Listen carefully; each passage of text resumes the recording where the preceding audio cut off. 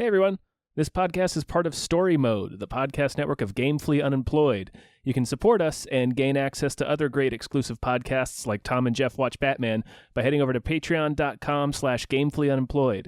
That's patreon.com/GAMEFULLY unemployed, which is spelled like it sounds. All right, I'm talking quickly because it is time to begin. Oh my goodness, Dave, we're here. Look around you. Shit. Oh, fuck. Oh, good news, everyone. Zoidberg sound. Man, so I want to start unorthodoxly because this is a premiere episode of a brand new pod that is a joint venture between Small Beans, represented by me, Michael Swaim, and... Oh, shit. Gamefully Unemployed, represented by me, David Bell. That's right. Yeah. And I'll just say, first, I just want to express how excited I am to just do a thing with you, dude. Samesies. So cool. Man, I don't think we've ever, we've, of course, appeared together on podcasts, but Right. we've never had, plenty. any sort of joint venture. Who knows? No. Who knows what's going to happen, you know? Where we were the two driving forces, or Right. the dicks in the hole in the ground. So to speak. Exactly. We might destroy each other. We don't know. I feel like every comedian, especially in just casual conversation, is like a different musical instrument. Or, Peter and the Wolf, like everyone has a different theme or a vibe. And I always wonder what kind of peanut butter chocolate combination I'm going to get. Like improving with Cody is so specific. Mm-hmm. Improving with Daniel's very different. I just can't wait. So let's, you want to tell people like what this actually is, what the combo of it all is? Well, I actually feel like you should, because you came to me All right. with this. See, you're already I learning can one tell of my you. one of my hosting idiosyncrasies is to put the other host on the spot when I think I've spoken for too long. No, I wouldn't worry about that. We're both big old TNG fans, right? There it is. He spilled the tea. Yeah. That's the big secret. Yeah, TNG specifically.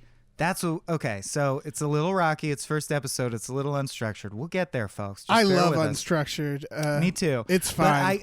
something I know I did want to do for the first time, and we won't really do again, is let's do a little backstory of our Star Trek cred. Like, what are your Star Trek credentials and relationship at this point? And we'll do this. Yeah, go ahead. Well, I was actually gonna frame this as just when I first heard your name, being a fan of Cracked and stuff, and seeing like you guys did a TNG rap, and I remember that very vividly. And I remember thinking, oh, these people like Star Trek like me, therefore I like them. Yeah, I grew up with TNG. It was like probably the first show I remember ever seeing. My parents watched it. I still have like an ongoing game where my mom will every now and then like text me a frame from an episode and be like, "What's this episode? What's this called?" And like that's great. Oh yeah, I used to be That's better fun. at it, like naming the episode. But yeah, it's just been there my whole life. And I talking to you, it seems like the same. And for a lot of people, I imagine. The same but different. Yeah. So what's, just for thoroughness sake, and then what's your status with DS9 and Voyager? The other ones we'll be covering in our purview, really. I have watched DS9. It's been a minute. I am now starting Voyager. I never really watched Voyager. I've seen episodes here and there. I like my sweet spot. Again, like a lot of people, is TNG, right? Yeah. And then the farther we get from TNG, the more astray we get Right. from the core of what makes Star Trek. What it makes it work for you. Yeah. Okay, so on my end, I definitely grew up watching it. My dad was obsessed and, sat us down and we watched it like as a family and would have long conversations, which I think is what this podcast is going to be. And I'm so excited about the philosophical core of like, so that was about justice. What did you think about that? Do you think Data's sentient or what Right. have you? And it was just a great way for my family to have essentially prompts to talk about something other than what happened at school today. And I loved it for that. I will say there's a bunch of blind spots for me. And I think because of the Star Trek rap, I don't want to overstate my credentials. So I watched TNG for the first time shortly before we came up with the Star Trek rap. That's why we came right. I was being steeped in it. And I was like, oh, I want to do jokes about this now because that's how comedians' brains work. And I haven't seen the original series. And literally 40 minutes before we started recording, I just finished DS9 for the first time, so my cheeks are still drying from the tears. Congratulations. And I started Voyager and cut it. I paused it to record this. So, and then the biggest thing is I didn't watch All Good Things. And to this day, I've seen every episode of TNG many times, but I've never watched All Good Things, the series finale. What? Because I think it would be too painful. And so I think I will have to watch it for this podcast for the first time. Yeah. That'd be fun. I think you might be like, it's not like the ending of 6 Feet Under or anything. It's not like a tearjerker. I'm worried about what happens to Picard. But now obviously the sting is taken out because Picard exists. I think show. All Good Things, and it's actually been a minute because do you have this thing where like if you like I'm at this point with Star Trek where I don't necessarily watch it sequentially. I skip around. I have this similar thing with the X-Files, where it's like I've gone through the series so many times. So for that reason, often will you skip the finale just on a regular watch because it always feels weird, right? To like stick that into a random rewatch. For that reason, I haven't seen it in a while. But without spoiling anything, I don't remember it being a particularly like sad episode. It's sad because the series is ending, but I remember it being somewhat positive and has a very interesting, I guess you could call it twist, not really a twist. So I'm excited. I'm very excited to hear your thoughts on that.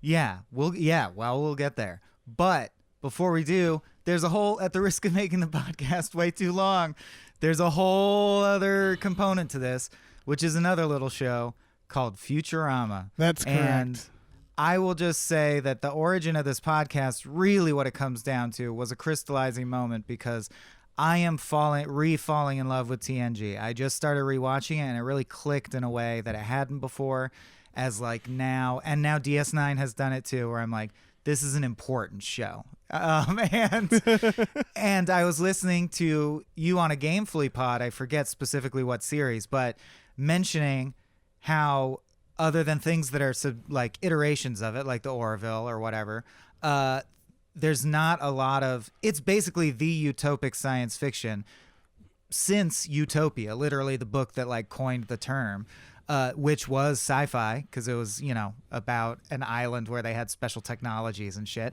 So it was technically a sci-fi story about a theoretical utopia.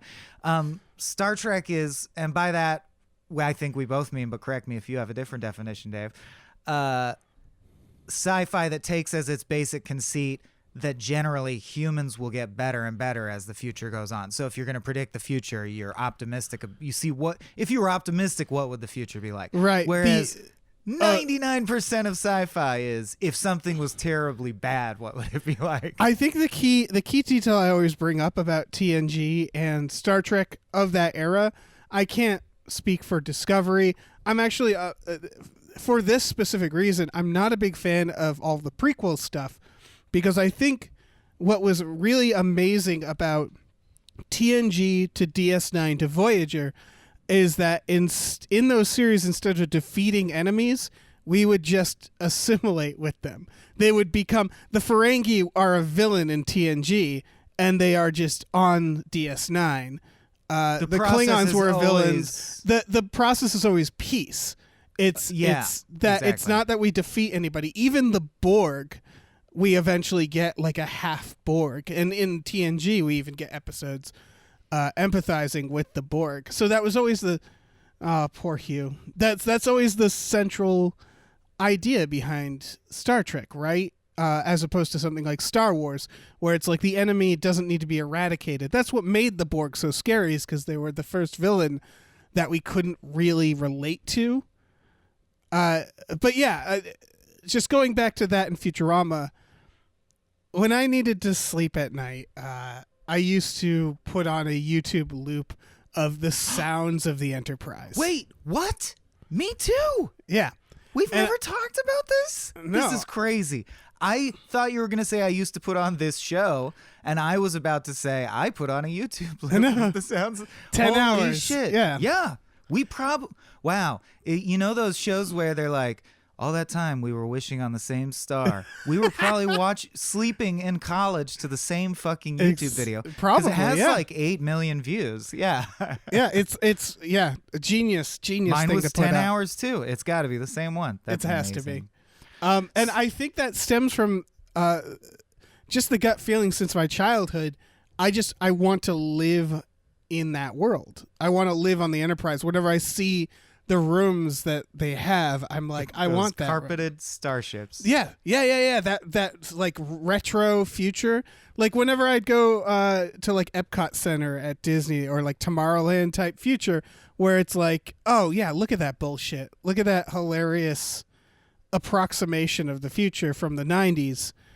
But I realized recently that I feel similar about Futurama because of what we're getting at, which is that they're the only two sci-fi that's just like, the future isn't bad. And I think we'll end up talking at length about whether Futurama is a reflection of Star Trek and to what degree. Because it certainly is of its own admission, so that you know what I mean? Like, they make jokes that are like, this obviously can't. We are Star Trek nerds. The people who wrote this are Right. Star Trek nerds versus Star Wars nerds. We reference Star Trek more. We like Star Trek more. And references are the fabric of the reality of Futurama. Therefore, they're like, there is, they make the dupe in reference to the Federation, but now it's technically world building in Futurama. There's the dupe, Right. The diplomatic order of planets. That's it, headed by a filthy neutral. And so on the other hand, Futurama is the show that I think most defines my humor, my style of writing. If I could have written for any show, I would have chosen Futurama over Simpsons, over Arrested D, which are the two other contenders. Like, to me, Futurama is the pinnacle of the kind of jokes that I like. So it was a no-brainer to get together, do the show that we're now 15 minutes into, and we haven't begun, so let's start it. We haven't even told people what the premise of the show is. Is Star Trek The Next Futurama. Welcome to Star Trek The Next Futurama, an epic team-up between Gamefully, Unemployed, and Small Beans. For access to the entire series, find us on Patreon. And now your hosts, Mike and Dave. Then the intro will play. Yes. All right, explain what the show is then. Oh, well, That's next. Well, hey, listen here. Ugh. What we're gonna be doing Oh. is we're gonna be taking a Futurama episode, and we're gonna be taking a Star Trek episode, and we're we're putting them side by side. Hubba. Yeah, to dissect the fact that you can match most Star Treks with most Futuramas in terms of their plot or their overall theme. We're going to be going in the order of, I believe, the Futurama episodes. That's right. And that's simply because there are less Futuramas than Star Treks, Right. so there's a bigger pool of Star Treks to match with Futurama. I gotta say, it's not going to always be 1-to-1.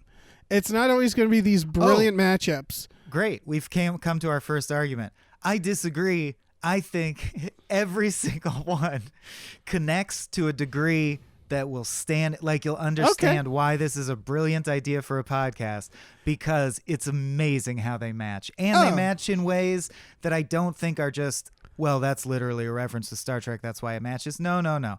There's shit that just, they grew up on Star Trek, and there's stuff that just oozed through their DNA into the scripts. I definitely agree with you there. Is that there's an argument to be made, which is like, well, they're both, Futurama is inspired by Star Trek. So I'm over so promising. Of course. We haven't even done all the legwork, but I'm just promising now every single episode will match so well you will shoot a loved one in the face. We will get a Nobel Prize for right. this podcast. We're going to be laureates, bitch. I love symposia. Yeah, so is that all the brain dump stuff? Are we ready to do what would be a normal episode of the podcast once it's rolling? I think we are. Oh, I want to do one thing. Okay. Which is let me bring things down for a moment. Talk a little business. Step into my office. It's Star Trek Futurama themed. This is free. You're listening to it, right? And we didn't get money from you. But eventually, this show will also be behind the paywalls, the various paywalls of our Patreons, and it will alternate as part of the combo theme. So that's how we get you.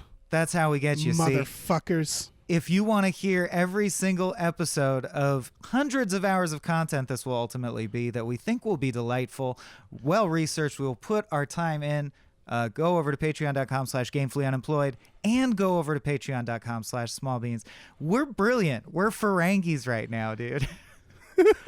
There's so many people just went, God damn it. Sure. So it's time for our first segment ever of Star Trek The Next Futurama. Here comes a good news number one. Good news number one.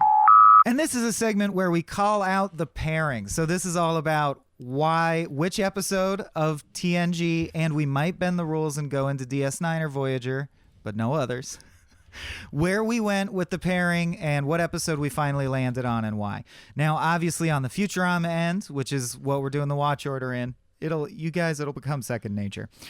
We're talking Space Pilot 3000, the very first episode, set in real time, I believe, or wasn't it right around Y2K when it aired? It aired in 1999, right? It's definitely 1999. I don't think it's because I just looked at it was around April, I think. Okay.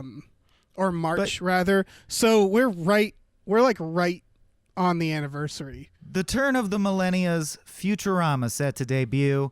If you've been living under a space rock, everyone was amped if they liked The Simpsons, which was in its heyday and golden age at the time. So every fucking one liked The Simpsons. And this was the new thing from a bunch of The Simpsons people, and here it comes at us. Now, Dave, what episode of TNG did we pair with this Futurama? We chose the neutral zone, didn't we?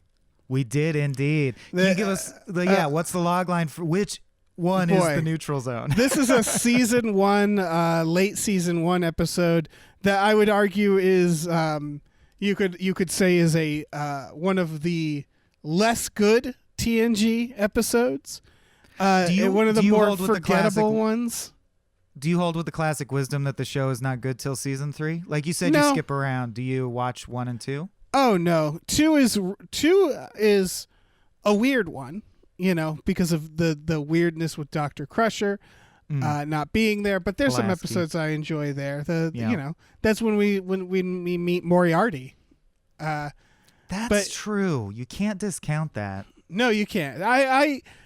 For me, there's no bad season. There's definitely episodes where it's like, especially the last season, where it's like, oh yeah, they're running out of ideas. But I always find a charm to a lot of that stuff. Same as I do with the X-Files. I love every part of it, even the parts that are, not perfect. And this certainly isn't a perfect episode. This is the one where they have to go to the neutral zone. Picard does. I believe this is because both of there's several stations have been attacked, right? Yeah, Romulans and Federation stations have been destroyed in the neutral zone, and they both think the other one did it. This is the weirdness of this episode. This is the episode where it's like the Romulans get ready. Now. Yeah. It's also the episode where they introduce the idea, the lore. They're like, they're just like Vulcans, but you know how they don't have emotion? The Romulans have too much emotion. And they have wild mood swings. They're maniacal. So this is like the introduction to the Romulans. Yes. But that's actually like the B story. The A story is that I believe Data and Worf, one of them detects Data and Worf. Yeah, a broken down Dorf, if you will. Dorf. Yeah, Team Dorf. They found this broken down spaceship. First shirt done. Continue, please. Oh, we're gonna be churning out shirts. Are you kidding me? an old spaceship from like the 20th century, like around the time you might be watching Star Trek, and they find a bunch of cryogenic pods. That's right, Dave, but that's not all. And this is what I'm talking about when I promise that every episode of this podcast will blow your mind. They find 3 cryogenic survivors, 2 males and a female. Yep. And one of them is a heavy smoker, drinker, goodnick country folk singer. Yeah. Which is what Bender dreams of being. Yeah, we're talking about plot similarities here. So I have to also That's point right. out that when Worf goes onto the ship, he has a mishap with one of the automatic doors. Something Fry has several times. Well, in the Space Pilot 3000, the one I love is, because it's just such a classic twist on the system, he literally says, "Oh, one of those doors, just like Star Trek." Oh, because it closes from the top and smashes him in the face. It's great. It's the gags are actually like the opposites, because in Star Trek, Worf expects the door to automatically open and it doesn't, so he almost runs into it. And the cryopods look pretty much exactly like the ones from Futurama. I didn't even think of that. They are just clear tubes, like the exact same design. And so, also, the very first thing the people hear, which would you rather hear? This was a question I wanted to ask. Would you rather hear, "Welcome to the 24th century," or "Welcome to the world of tomorrow"? If you were frozen and you woke up, would you rather have someone calmly say exactly when it is, or excitedly say, "You're just in the future generally"? I hate to disassemble like this question, but does Futurama exist in this world, in this scenario? Because I'd much rather hear the Futurama reference when I woke up, because that'd make me know, oh, these people are cool. Oh, you'd assume society is still so coherent that they are aware of Futurama. It can't be a million years in the future or whatever. No, Like, it's just I that understand. if they do the Futurama "Welcome to the World of Tomorrow" in that voice, I just know that whoever's doing that is a Futurama fan, and so All right, you kind of dodged the question. I meant if it really happened to you, but sure. Okay, so not in a world where Futurama exists. That's actually an oddly hard question. I think the World of Tomorrow, because that means they're like psyched about it. I agree. Even though the other one has, you would know what century you're in immediately. I would be excited that it's just mirror neurons. I'm excited. You're excited. Like, oh, it's positive. That is the first thing I need to hear to allay my fears. I would much rather hear that than "Welcome to the 24th century, Minnie Penny." But anyway, I also wanted to point out, I mean, there's tons of connections, but the one this makes me think of is both episodes also deal with establishing the series' relationship to death, and I want to investigate both because they're both fascinating to me. So in Futurama's case, in Space Pilot 3000, in the A-plot, Fry meets Bender, and Bender is on the verge of suicide because he couldn't live after finding out that the girders he bends are used to build suicide boots. So that, I know everything in Futurama is obviously a joke, but it does imply we're going to take it seriously. I'll never say this again because that's the premise of what we do here. Sure. That implies a very particular, like, that's very Vonnegut, right? New York has this sort of relationship with death where it's chill. It's your choice. You can commit suicide if you want. There's even suicide booths on the corner next to Howard Johnson's. And in the Star Trek, this particular episode has Crusher say the line that for the first time, I believe, in TNG references like how they think of death. I wrote this down too. I it's love that you're honing in on you it. want to, read the line. Well, I don't know the first part. If you've okay. written down the full, I know how she references how we, the people of the past, feel about death in the tone. It's so dismissive. Yeah. She says, "Cryonics. It was a kind of a fad in the 20th century. People feared dying. It terrified them." Yeah, like as if it's weird. As if it's fucking weird. It was like, wait, what? Like, so My question is, do they not fear death in the Star Trek universe? Does that bear out? No, it not quite, because there are. Worf doesn't fear death. I was about Worf to say would kill Worf himself. celebrates death. Right. When Tasha Yar dies, and like Worf has talked several times about death and how, death isn't the end. The episode where Ensign Ro and Geordi have the transporter malfunction, the next phase. The invisible people one, yeah. Yeah, the next phase, she also believes in an afterlife.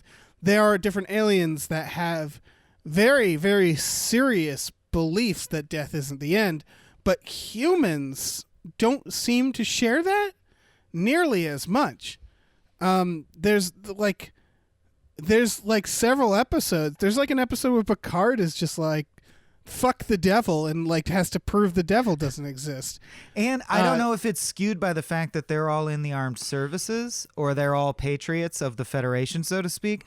Right. That's what's utopic about it, I guess, is it makes you wonder, are these just the way Federation officers are? Or is that like how in our lives we expect emergency responders to be a little more like, yeah, I'm willing to die to save someone. Right. That's what attracted me to the job. Which I'm a hero. always makes the Enterprise messed up in my mind, because he also at one point, the guy, he's like, does he think the Enterprise is a cruise ship? He says something to that. But there's extent. like 800 kids on it. Exactly.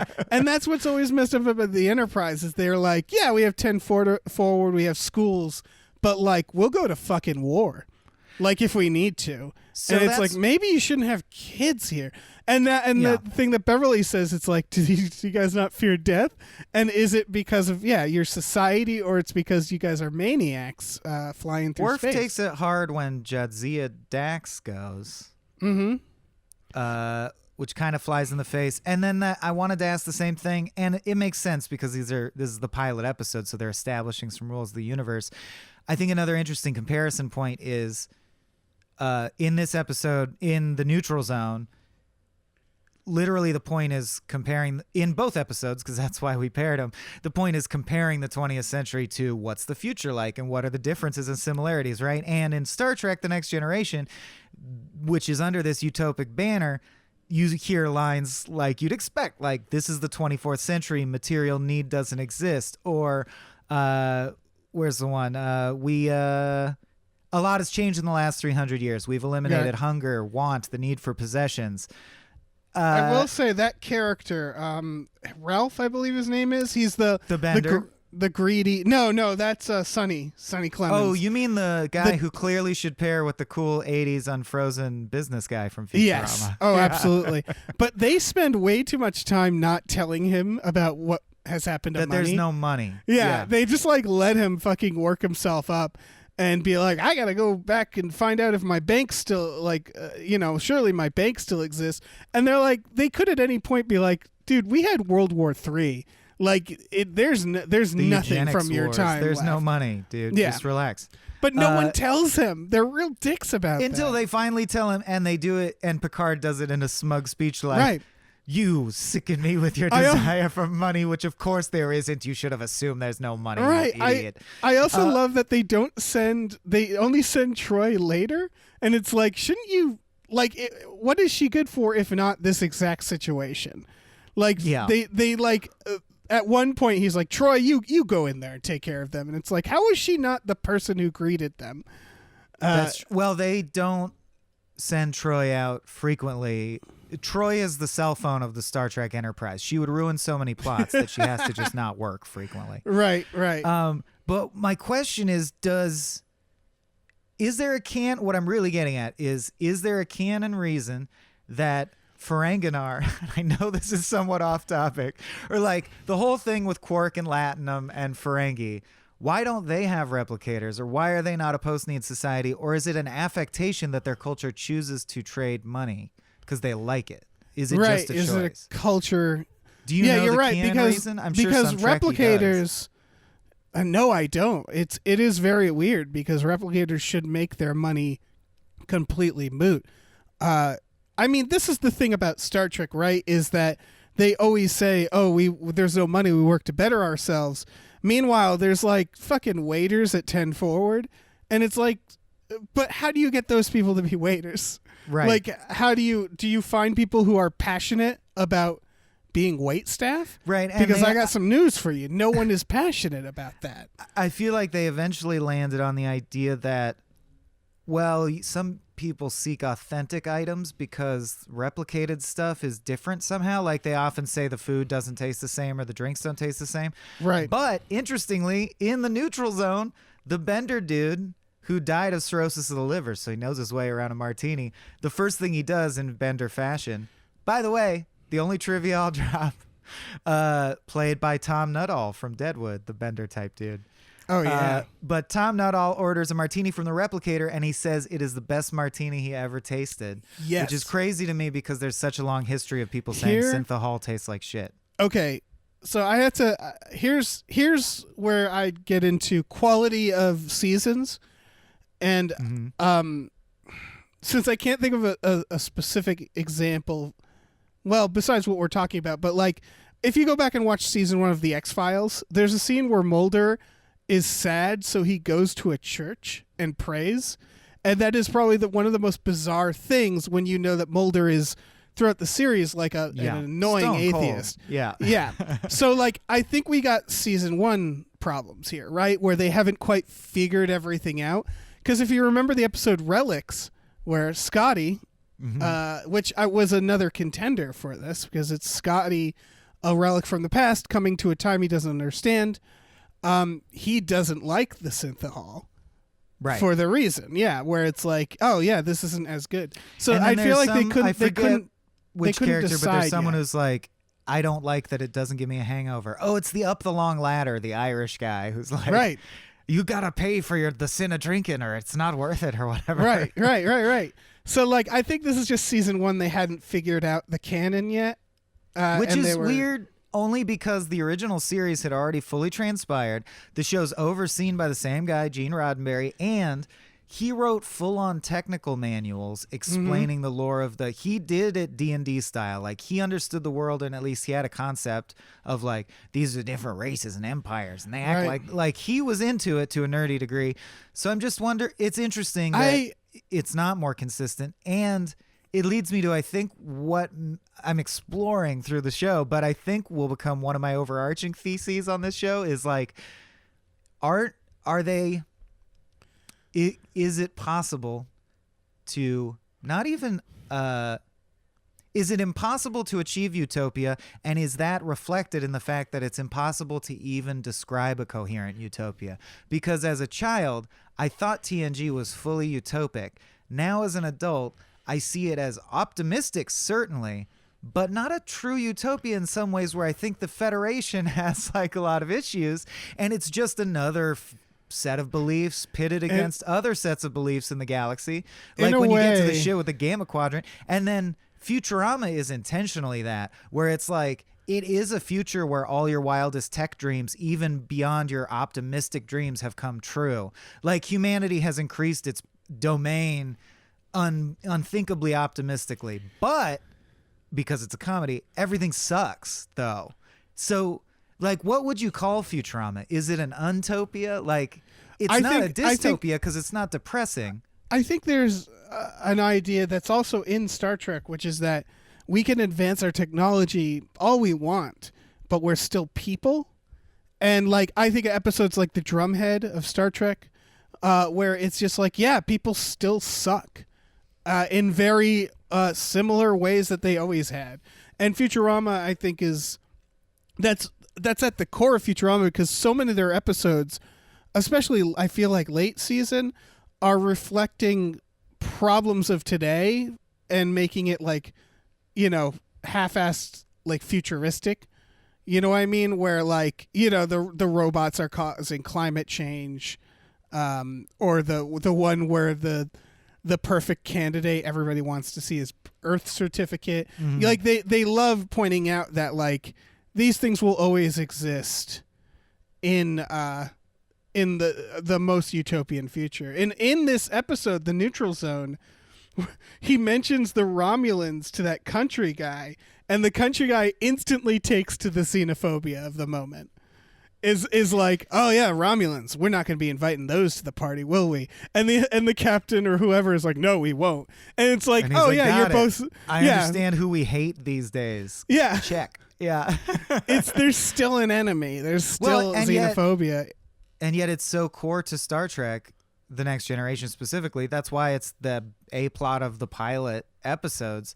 Like, the pilot of TNG is a trial for the soul of humanity that we win. So I do think at its heart, Gene Roddenberry's message that they wanted to express through TNG is, I believe if the human soul were put on trial for all its flaws, it's more good than bad. Right. And this is a show about that positive message. I'd say Futurama yeah. is similar. I think so, because of the heart aspect maintained at the core. Although we'll talk about inconsistencies, I'm sure, as we get into the Fry-Leela relationship, constantly stepping forward and backward and forward and backward in weird ways. Oh God, yeah. Okay. So we're all are- over the place. We're still in the plot similarities section, aren't we? Yeah, we are. We're doing, and maybe this will crystallize more as we do the show more, but this is supposed to be the segment where we're talking about the things that connect them. Do you want to get into talking about the philosophy of the episode? Because we're kind of verging This on is that. hard because they kind of merge, because I have something that's good for either Did you say segment. Kittimer? No, sorry. Should we let's get into the next section, and then if there's some stuff that sort of doubles back and merges with the first section, that's all right. Here we go. Bite my shiny Prime Directive. All right. And this segment's called Bite My Shiny Prime Directive. And what that's supposed to mean is that we talk about the quote-unquote prime directive of the episodes, like on the theme of utopia or the merit of humanity against the galactic backdrop. What was this episode trying to say? And what do we think about that? And also where we dig into each specific episode, maybe irrelevant of their connections, by which I mean there are Futurama lines I want to quote, and they're not connected to anything. I just want to go, this line was good. Because if we don't do that, are we really hanging out talking about Futurama? I first want to point out, and this goes into the last section, is the theme of both of these episodes is about finding purpose, right? You got to do what you got to do. It's about the idea that people have certain roles in their life that they feel obligated to be. The weird rich guy feels completely untethered when he realizes that there's no money, as opposed to the country dude who sort of rolls with it, which is very much like Bender and Futurama.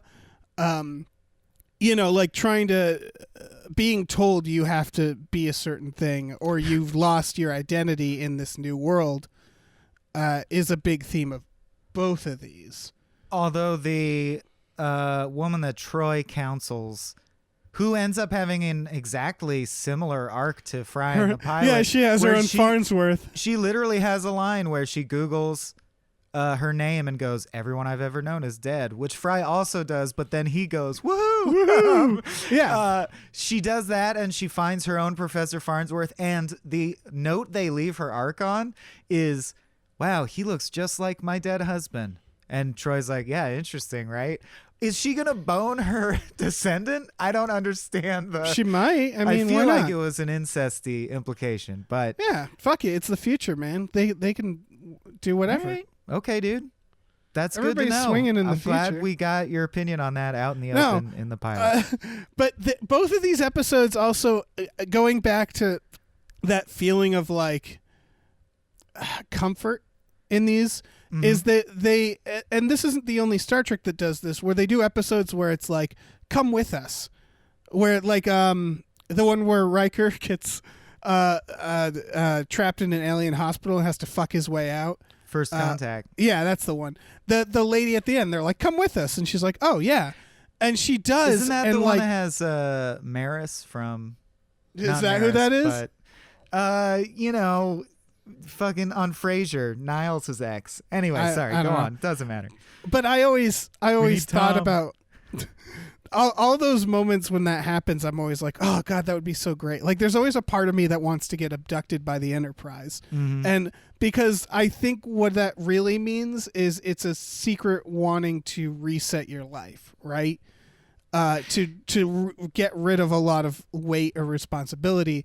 And that's what's happening to Fry. That's what's happening to these people getting woken up, where it's like, here's the future. You can do whatever you want. Yeah. And it's about how people react to that idea. Although in Futurama, it's like, here's the future. You have to do these things.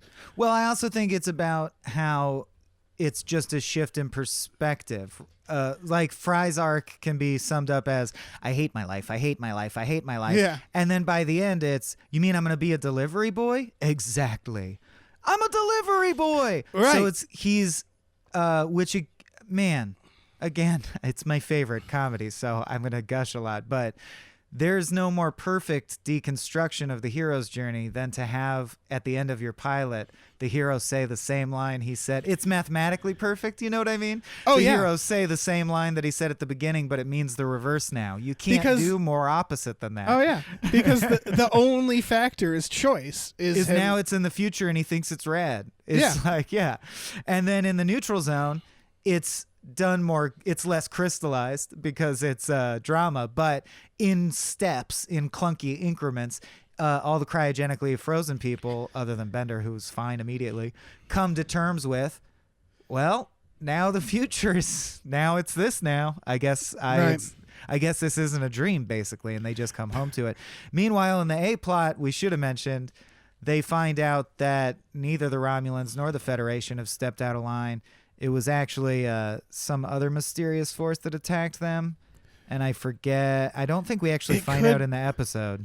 I wonder if we're hinting at Borg here. I honestly don't remember. They don't reveal it this episode, and we're doing it out of order, so we don't know. Yeah, but it's a real mystery box garbage, is what it is. But man, I do love at the end.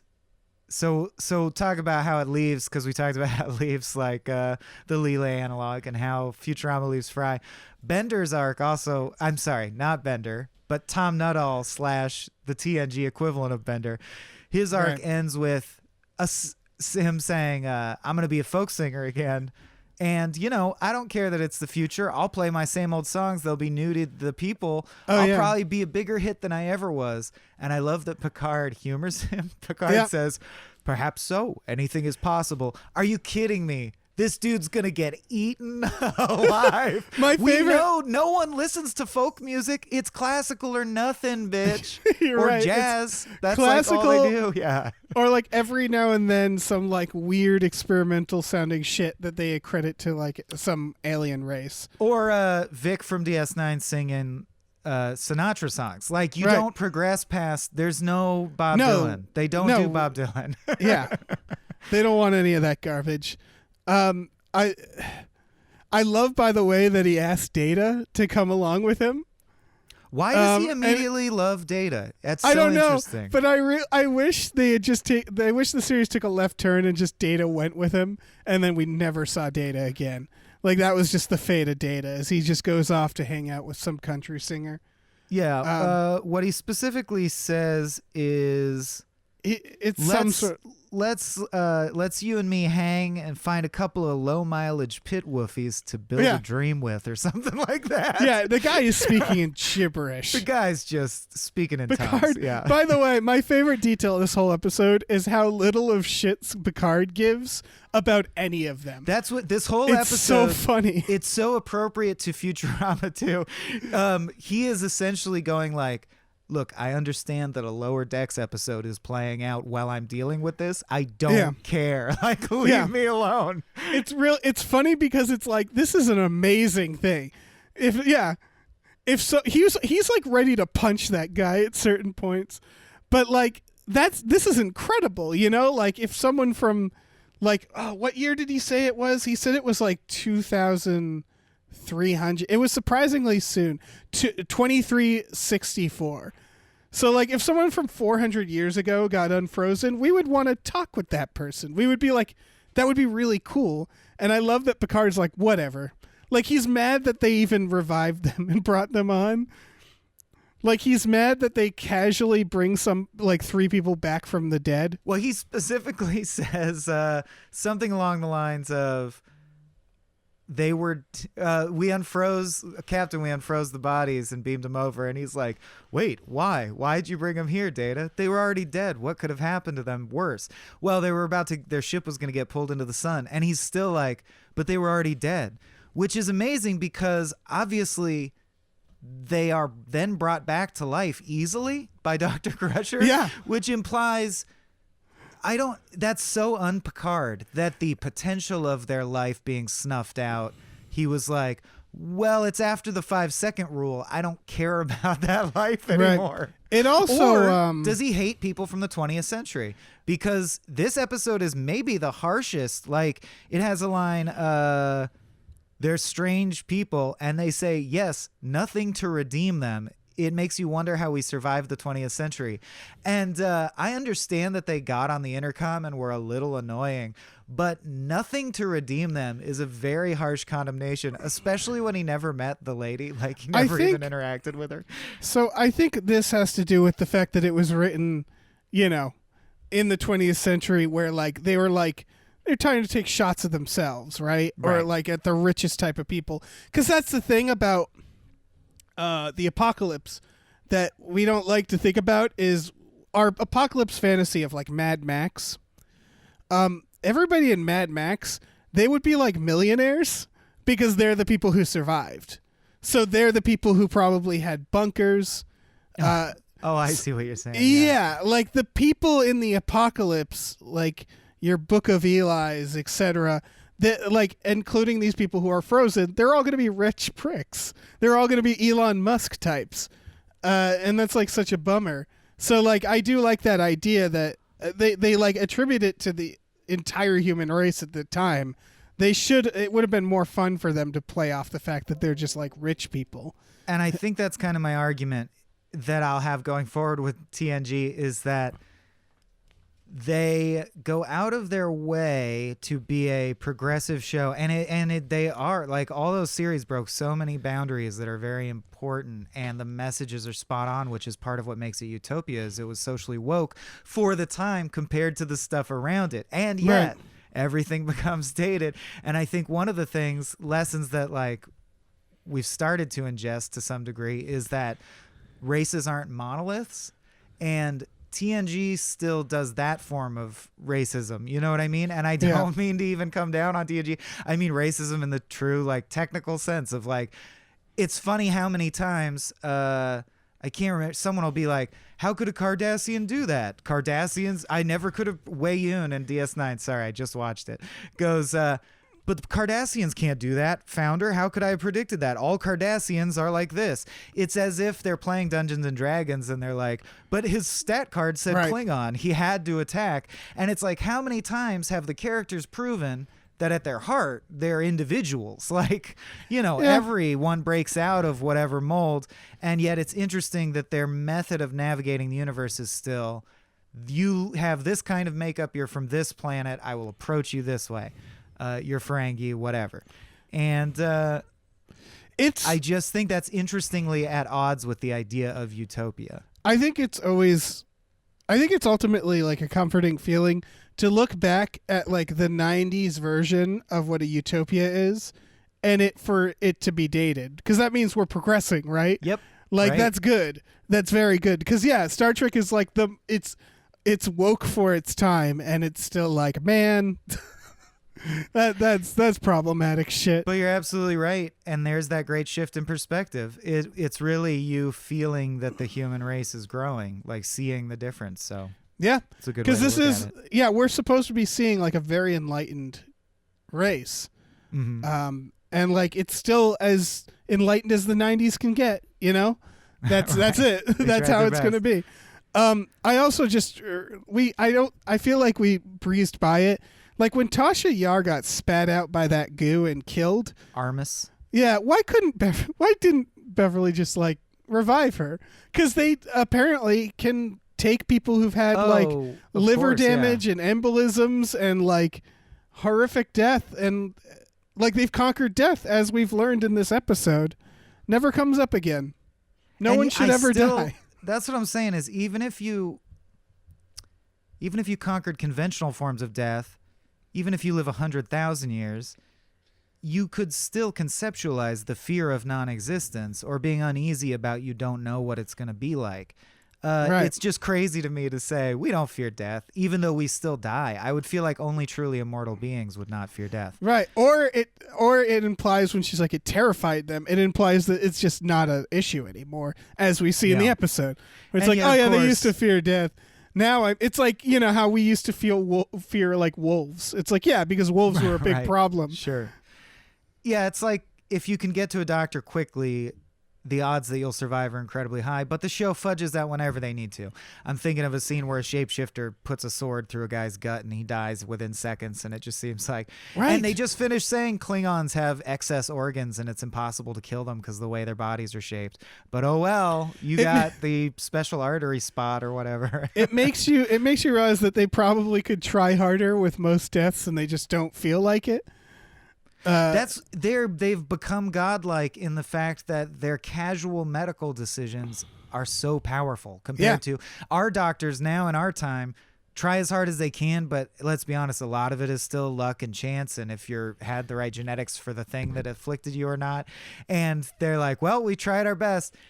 Dr. Crusher can be like, I shouldn't have stopped to have a coffee from the replicator before I waved my whooshy wand over him. He would have been alive. Dang. Well, he's dead. It's there. You get this feeling that they have the casual power over life and death for sure. Yeah. So I guess they just don't give a shit about death. It goes back to they're just not scared of death, I guess. Maybe they're in a world. See if that bears out. Yeah, maybe we've hit a point where they realize like, oh yeah, we had a phase where we kept resurrecting everybody, and we realized that it was haunting. Like when people didn't die, it was a real problem, and we decided to just allow death to be a natural That's course. Interesting, because the implication of the eugenics wars is that we did dabble with eugenics, or genetic modification and biomodification. It is something within our technical capabilities, and literally for the first time in the human history of humanity, I mean, we had a war about it, but it's a technology we could do that we actively decide to not do because it's too unhealthy. We're just let's not. In the 24th century, there's just laws like we don't do it. We don't genetically modify people. And I wonder if they could have gone through an off-screen cycle of we also used to resurrect people really far after being dead, but it creeped us out. Yeah. So now we only resurrect you if it's like a 10-minute rule. If you've been brain dead for 10 minutes, we don't like to do it or something like that. Right. Their version of the Supreme Court figured out an exact time in which someone can be resurrected. Yeah. I don't know. I don't know if that's any of that's going to play out. Again, it's they have an episode where Worf gets paralyzed and they have no solution for it. They can conquer death, but that, nope, can't do it. Oh, right. His paralysis can't be reversed. I was going to say there was a solution. Kill Worf. Kill Worf. Yes, that's his solution. Yeah. But you're saying, why can't they? She's like, well, the spine is... I forget. Yeah, I forget. So they do they do fix it ultimately. Yes, but it's very funny the levels of so every now and then they'll be like, you have a broken wrist, and they'll zap it, and they'll be like, there you go, and it's like, wait, what did you just do to that person? Who's like, how do you know that the alien stole time from us? Well, because my wrist still hurts, even after you would have fixed it. It's but it didn't last time. The medicine is very incoherent. I agree. That's a thing. Here's what it is. Going back to what you were saying about the utopia falling apart as you think about it more. It's like Santa Claus, right? When you're a kid, you just believe in something like that. It's like magic. And then the more questions you ask, you realize, oh, it all falls apart. It doesn't work. That's kind of what this is that I remember Star Trek just being amazing, and then the more questions you ask like this, the more you're like, oh, this is unobtainable, at least in the way that they're making it out. Yes, but, and I guess this is not waste of time. If people are unfamiliar, the book Utopia, which the word utopia comes from, the way that book goes is it's told from the point of view of a guy who is, and this is from my recollection, but the gist is there, who's like sitting in a port or a dock, and he meets an interesting fellow from a far off land, and the fellow's like, I once visited a place that was a perfect society, and he's like, tell me about it. And then the whole book is almost as a thought experiment, what would be a perfectly just society? He starts to describe, like, they live this way, crime is punished this way, and it's an author trying to look at their like moral code of the time in which they were alive and say what would be truly fair and just society. Right. And the name for the place was just Utopia, topia meaning like city or village or whatever, and you just meaning like the ultimate topia. So I just think we got to bear that in mind, that's the exercise here. It's someone from their own time and place trying to say a direction we should head in, which is so interesting because so much sci-fi is a warning, like Big Brother, don't head in this direction. Final factor in all of this, it's still a TV show. So like conflicts have to happen, right? Right. And so like if we truly were a utopian society, why would we even be going to space? Like why would we be starting wars at the neutral zone? We'd just be chilling out. Right? Like if we were a utopia, part of being a utopia... The human need to explore is what Roddenberry would say, yeah. Right. But I feel like that's just injected in so the plot could happen. Because there's what even... Go ahead. Oh, sorry. Even in the episode Star Trek Insurrection, they run into a race that's so advanced where they're like, we were once like you. But they just hang out on their planet and better themselves the actual way Picard claims that we do. Right? They're just like, we just chill out here. Cops who show up and end up murdering you, but they're like, well, you escalated. And it's like, but the escalation was because of your presence here. Like, there's so many episodes where Picard goes to a place and they're like, we're xenophobic and we don't want anything to do with you. And he's like, oh, okay, well, we were just being curious and all. I'm sorry. And they're like, we now shoot at you. And Picard's like, man, I really didn't want to do this, but we're going to decimate your society. Yeah, there's a lot of times. But you didn't have to be exploring. Yeah. In the episode Clues, which is the one I'm thinking of. Right. They don't need to be out there poking shit. There's the one with the space whale that they kill. Like, because like that's the ultimate thing is we pretend to be very like, or in the but it's series they pretend to be like way. Really high and mighty and like we're such a advanced society, unlike these like Klingons or other warmongering aliens, and it's like, motherfucker, you're out there participating. You're doing in these this streets. Yeah. You're in these space streets. Yeah, exactly. Like this, you're no better than anybody else. We're all trying to push our boundaries further out into space. Like, just be goddamn happy with Earth. Just make Earth better. There's too many of us. Yeah. Earth's lousy with us. There's too many of us. That is true. Where are we? What's going on? What part of the show are we at? I think we're wrapping out this segment, which I would like to do by just shouting out favorite lines and moments, because it's like last train leaving the station before we won't get another chance. So I want to point out that one of my favorite facts in all of Futurama is that Nibbler's shadow is visible under the table when Fry falls into the cryotube in the pilot. Always was, long before Nibbler was ever revealed to be sentient and a time traveler responsible for the cycle that gets Fry's Q waveform brain to the future where it needs to be to defeat the giant brains. Here's my theory is that either that's an animation weirdness, or they just knew at some point they were gonna revisit it, right?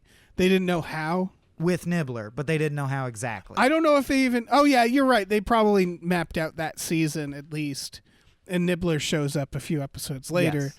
But I figured it's even more broad than that they were just like, we're going to do time travel, so let's set it up now. But yeah, that's awesome. Good on them. Let's alternate so I don't steal them all. Or is this do you not find this as delicious as I do? I didn't have any like moments planned out here. I just want to point out then the Futurama line where I knew this is a worthy successor to The Simpsons, and Right. it's sci-fi, so I'm like, now we got a stew going. This is gonna be my favorite show. It's the Right. joke. What if I refuse? Then you'll be fired. Fine. Out of a cannon Yes. into the sun. It's so fucking good. As a tween, that is the line that got me in. I was like, I am in now. I like the significance of the fact that the first real conversation Fry has with someone from the future is Leela. I hadn't noticed that the first time, but it's like, it's immediate. Like, she's not the first person he meets technically, but he's the first person that he has anything close to like any human conversation with. Hold on, is that blimp accurate? Why would a robot need to drink? I don't need to drink. I can quit anytime I want. Oh, it's so good. And of course, we got to point out Star Trek connections. Leonard Nimoy in the pilot do the thing. I don't do that anymore. He's just a head in a jar. And then immediately after one, a quite subtle one, is Samuel L. Jackson Robot Cop says, I'm going to get 24th century on his ass, which of course is I'm going to get medieval on his ass joke, but the 24th century is when Star Trek TNG takes place. So I love the implication that from Futurama's society's standards, Star Trek times were barbaric and medieval. That is excellent. What a great detail. Everyone looks down on the pasties. Oh yeah, everybody hates. I mean, fucking old New York underground. Yeah. From With the now on, I'm mutants. going to bend what I want, when I want, who I want.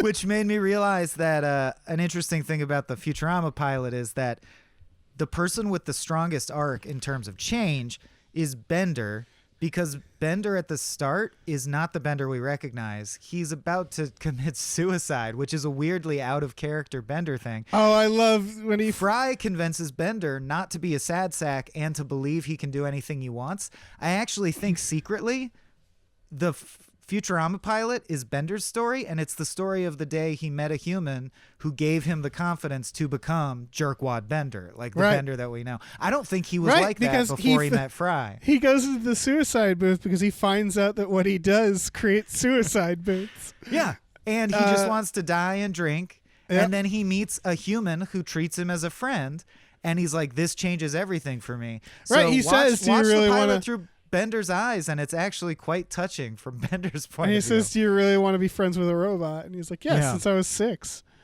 Yeah, that's a good line too. Yeah, that's a great fucking line. My favorite. Yeah, go ahead. Oh no, it's weird watching also early season because their voices are different, slightly Yeah, different. slightly. It's got all those like early, and also just hearing Bender say "bite my shiny metal ass" and that just be the punchline. That is his first line in the That's his series. first fucking line. Yeah, Uh, it's quaint in a nice way. and then what I'm always looking for is what I call a cascade, meaning a series of lines that go setup, punchline, punchline, punchline, punchline, where every subsequent line is a setup playing off the initial, is a punchline playing off the initial setup. And I learned that from Simpsons Futurama writers. And there's a great one in the pilot, which goes, Fry and Leela tenderly touch hands. Bender puts his hand on their hands improperly. She says, "What's the matter with you?" Setup. He says, "I just wanted to be part of the moment." Punchline. She says, "Hey, he stole my ring." Punchline. He says, "Sorry. Well, that solves the mystery of the missing ring." Punchline. "That calls for a drink." Punchline. He pulls out 3 beers and drinks them all himself. Punchline. That's so good as a run. Yeah, that has to be the best moment of this episode. I watched rewatching it. I laughed still. Like, it's so fucking good. That solves the mystery of the missing ring is brilliant. Because that perfectly sums up Bender as a character. All of those moments in like 30 seconds. It's so good. Phenomenal. All right. Well, speaking of summing shit up in 30 seconds, no, that's not true. There's a whole nother segment after this. But let's do our short and quick segment, which is called Play Clip Now. What 9? Knock it up a notch. Maximum warp. Damn! Make it so. Engage. No, don't engage. Energize. And this is the segment where we just argue briefly unless we just agree. But I just want to boil down, like, what do you think the shared theme was? Who do you think did it better and why? Which show wore it better? In terms of, I guess, what are the parameters of what we're judging them on? Is it the subject of people being unfrozen in the future and dealing with that? I feel like from listening to you, I got the impression that your thesis was about the idea of your circumstances changing from the past to the future and how that reflects your role, like your assigned role in society, and having that in terms context of dealing stripped with the away from you. Purpose, and so I would say no matter. You should say whatever theme you want to. I would say no matter what the parameters, it's the Futurama did it better. I think, mainly because we're dealing with a less good episode of TNG. Okay. I think, or the theme that I keyed into the most, or resonated with the hardest, was the idea of, which is saying the same thing in a different way, but the way it came through my brain was like staying in the same place but changing your perspective. That is the nature of time travel, and it is the nature of how these character arcs play out. Yeah, so getting better all the time and changing your perspective, changing your reality by changing your perspective. Who do I think did it better? You're right. I want to say Star Trek, but it's Futurama. It's Space Pilot. Yeah, it's a terrific pilot. I want to say Star Trek because it takes itself seriously, but I actually find those poignant lines, or the pointed lines, like they're irredeemable, kind of like clunky and weird. Whereas Futurama's is super elegant. Yes. Hooray, I'm a delivery boy is poetically perfect. I think when you're talking about making fun of the past through like a scenario in the future like this, and just talking about like, I don't know, like it just feels like Futurama is always going to be better because it's a comedy and it's easier to make points without it feeling really sweaty. Whereas Star Trek is serious, and when comedy comes up in Star Trek, it's kind of the worst parts. Yeah, but I expect Star Trek to win handily in a number of cases when the theme is actually important and really matters. When we're talking about just like blew it off. Yeah. Yeah, when I think you were talking about how Gene Roddenberry has this like very elaborate, he planned it all out. I think the thing he didn't think about, and I have no evidence of this, I just suspect it, is the human factor. And I think that's where like we're talking about how, do they like Synthahol, do they not? I don't think he ever thought about that. And that's what the writers of Star Trek are filling in the blanks. And so I think Futurama is going to be a lot better when it comes to dealing with emotion. Whereas Star Trek's going to be a lot better when it comes to dealing with like, crazy sci-fi ideas, time loops, and so on. That's my guess. Well said, my friend. Well, space, it seems to go on forever, but then you get to the end and a gorilla throws barrels at you, which does bring us to our final segment called something like Open hailing frequencies. Frequencies open, sir. I don't want to live on this planet anymore.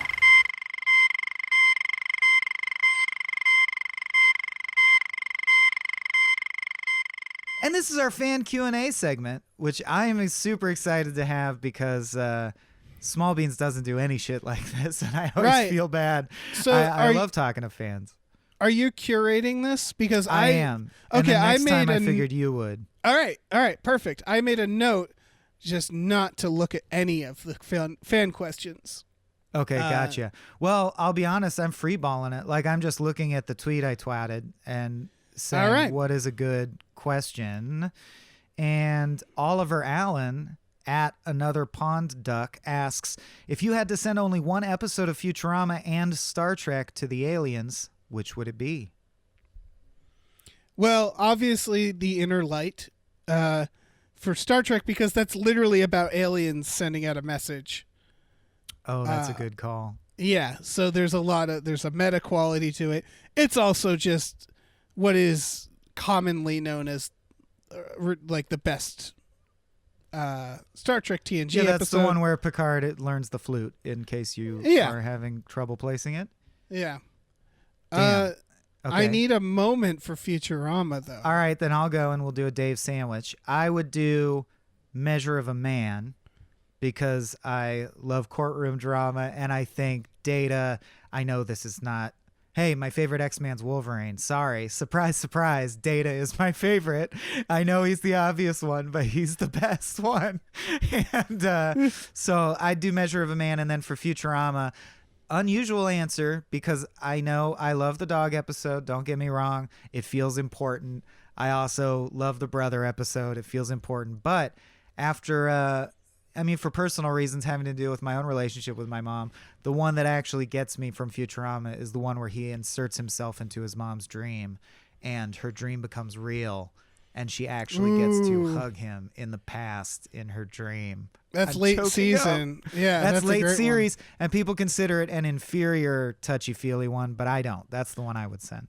Yeah. I think I would go the other way. And I would do, I think like Roswell That Ends Well. One of the ones that's just fun. Mm-hmm. And also, I just find that episode extremely funny. And it's also about aliens. And it'll warn them to stay the fuck away from us, right? Because we'll cut them open. And they can see our might with the nukes. It's got everything. Oh, here's a good one. Down Home Chicken at Chicken Random. You know Down Home Chicken Peacock. Asks, if you could swap one character from each show to the other, which ones would be the best fit? Yeah, who are you swapping crews? Best fit? Best fit or funniest, they asked. It's either. Okay. Either or. Best fit, I feel like Leela would probably do fine in a TNG universe, right? Mm-hmm. Oh, yeah. Oh, yeah. She's a Kirk. She's a For Kirk. sure. Fuck, I kind of want to put Worf in Futurama because I feel like he'd also fare surprisingly well. I want to put Q in Futurama because I think Q is the most cartoon-like and already exists in a world of inconsistencies and logical fallacies, which would be fine for him. And I also think John Delancey's pretty funny. Sure. And then I would definitely, because we're already rotating the doctors in and out, and the doctor's always a gimmick character in Star Trek. Like, oh, it's a hologram doctor. Right. Oh, it's a so-and-so doctor. It's a Borg or whatever. So you got to go Zoidberg. Season 2, Zoidberg in for Pulaski. I think that would be amazing. Oh, shit. That would be, not knowing anything about human anatomy. Oh, fuck. Yeah, that's Doesn't great. need to, really, in the Star Trek universe. No, it doesn't need to. Yeah. Not at all. Here's a good one. Kieran Dixon at Magical Dork Boy asks, who would win in a fist fight between Data and Bender? Oh, I don't think that is a good one because I would say hands down Data, right? Do you think Data... Are you assuming Data's will? I feel like Data would be like, I shall not fight you, sir. Oh, yeah, but and Bender would shoot him or something. He would disable Bender easily, though. Data is the more sturdy. Bender is clunky. That's the whole thing about Bender. He's not a very good robot. So I feel like Data would easily incapacitate Bender. I'd give it to Bender because I think he's going to play dirty. He's going to play dirty? Yeah, I think he'll just cheat. Which By I don't the know way, if I'm allowed to endow him with cheating, but yeah. I feel like I'm going to bring this up a few times, but no one really appreciates how deeply terrifying Data is. Like, from the perspective of, like, going back, like, to the movie First Contact, where she's in the silo and she's shooting and doesn't know what Data is, and he gets shot 1,000,000 times and keeps moving, and then jumps down, is just like, hello. Right. And he speaks so calmly, and, like, we know he's fine, but she doesn't. He could be about to murder her. He seems like a demon. Oh, he dude, is it reminds pale, me. invulnerable, and calm. And the calmness is the scariest part. A robotics lab just invented this inflatable snake fiber optic eyeball robot. Oh, I saw. That they can send into rubble to like rest, and it's like a tentacle with a camera at the tip, so it can weasel into rubble, see you with the tip of its eye, and then like lift the rubble and save people, right? So when it finds you, it means you're saved. But imagine being like under a rubble and a robot tentacle with a camera on the tip comes in. You're not going to be like, those are the rescue workers. No, you're going to be like, oh, great. They have robots now. Great. Yeah, exactly. That's literally like War of the Worlds, that scene with the fucking tentacle. That's oh yeah, I got to watch that. No? Okay. Oh, it's a Spielberg film, so there's all a I level know of is quality. it has the longest Tom Cruise running shot of any Tom Cruise running shot. Honestly, yeah, and that is a good scene. War of the Worlds is pretty good. It's pretty good because it's Spielberg, right? Like it's it's fine. I'm not gonna knock War of the Worlds. It's fine. Go watch it. Ian Henry at Hood_Ian says, which Star Trek or Futurama character would you have most liked to have seen get their own spin-off show? And I'm going to challenge us to pitch a premise of some kind. Okay. I'm going to limit it to TNG because otherwise Quark would win. But that's too obvious. This also feels too obvious, but Guinan. Oh, like a listening show? Like Guinan through the ages, listening to Guinan different through the people? ages, exactly. Guinan, like, kind of like we'd have her hanging out with Mark Twain, all that shit. It's Quantum Leap, but she earned it because she actually lived through. You just cut to any point in her life. That's interesting. Oh yeah, you could do like it's a meditative process where it's like old Guinan looking back of like times in her life, and each episode is a different era and different moment of her adventures because she's so old. So you could have cameos from TNG people. Yeah. Whereas I gotta go La Barbara, Hermes' wife. Oh, I shit. think is the character from Futurama. She is funny. That gets the least play, that makes me laugh every time. Yeah. So I would probably expand on, I would do like a really like raunchy, reality leaning thing about La Barbara being torn between Hermes and Barbados Slim back when their bodies were like tight limbo bodies, champion limbo bodies. That's what I want to see, like a Love Island or a Paradise Island, but with La Barbara as the Bachelorette or what have you. Yeah, that'd be good. Or like a spunky Amy Wong, like at school, because it's crazy that they say Amy is. Their establishing thing for Amy is she's the professor's unpaid intern who he hired because she has his blood type. Yes. And then she stays part of the gang for 7 years, and they never really explain why she gets to keep hanging out or what her deal is. So I could see more backstory. There seems like there's room there to flesh out Amy. You know what? Amy makes me laugh with her guzz and her buzz and her zuzz. I feel like the obvious Futurama one. The obvious Futurama I feel like is Zap Brannigan, right? Like, well, now you got Star Trek the original series again, right? Right, that's true. But him going on adventures and so on and so forth, like that just, that makes a lot of sense. Kif and Worf is a good pairing. Ooh, yeah. Kif would also love Star Trek World. I think that's Kif true. Where things actually are the way he acts like he expects them to be. Yeah. Yeah. Those are the best ones. No, thank you for all your questions. I would ask more, but we should want to. I don't want to. Run out. Is that what you're saying? Exactly. Yeah, we should spread them out, right? Because there's some questions that I'm like, someone will ask that question again, and we should do it then, and it'll be great. Yeah. But please write in. We love to hear from you, and we love your great questions and comments about Star Trek / Futurama. Now you know what the show is, so you can.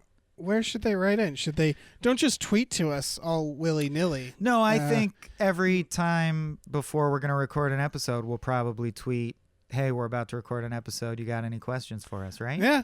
Or just leave a comment, right? Like wherever you're listening to this. If there's a comment section, maybe we'll look at them. I don't know. eyebrow raise? Maybe? Yeah. Visit our Patreons. Or like mail them in like a letter. Write us a letter.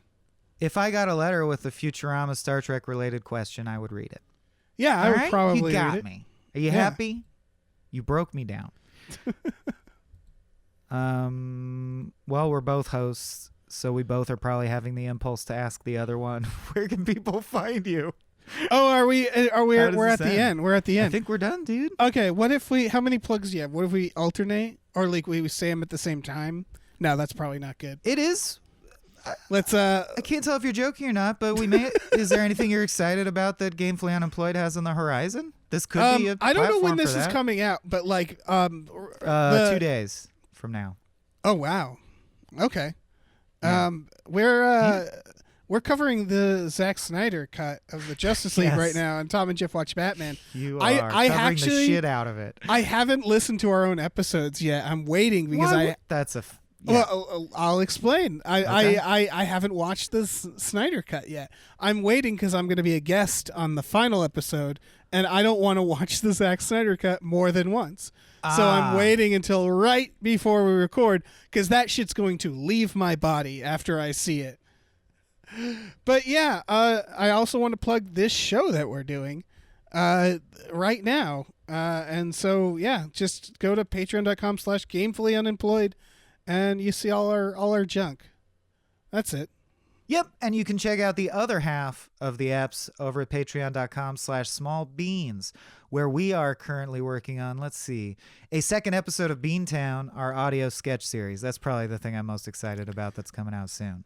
I have goosebumps now. No, Beantown's fucking amazing. Beantown's very fun. Yeah, it's perfect. It's perfect. Thank you, dude. I love it. And I love this, and I love what we've done here. Yeah, I have and no I ideas love on Star how to Trek. end this. Yeah, I do. Keep watching the skies. Let's not go with that. That's terrible. This has been a Small Beans endeavor. We're a bunch of pals who make podcasts, sketches, music, web series, and movies. The beans always have new ideas percolating, so make sure to check us out at patreon.com/smallbeans. That's patreon.com/smallbeans, where you can browse all of our current and past content, see what we've got planned in the future, and learn how your support can help the small beans grow into huge, giant monster beans. If you enjoyed this content module, please like, rate, subscribe, or tell a friend about us. We love you.